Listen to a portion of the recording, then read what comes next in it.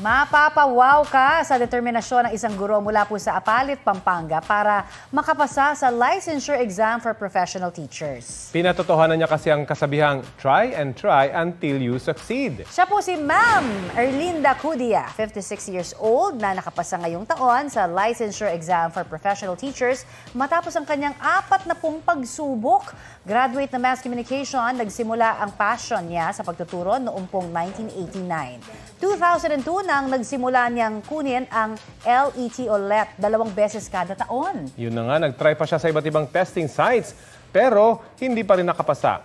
Suportado naman siya ng kanyang anak sa bawat exam. Ang kanyang anak din ang tumitingin sa listahan ng mga pumasa at ang lagi niya raw linyahan, ma, wala po ulit. Pero nito lang buwan, sa inilabas na resulta, isa na si Ma'am Erlinda sa mga nakapasa. Ayan, congratulations, Ma'am! Wala naman talagang dapat ikahiya, 'di ba? At least nakikita ng mga estudyante niya, 'di ba, na siya mismo, living example na walang susuko. Oo, tsaka walang edad sa sa learning, 'di ba? Sa mga ganyan. Kahit anong age pa. Nakakabilib ng go. Yung determination. Yun na nga. Ang pagtuturo naman, 'di ba, two-way 'yan.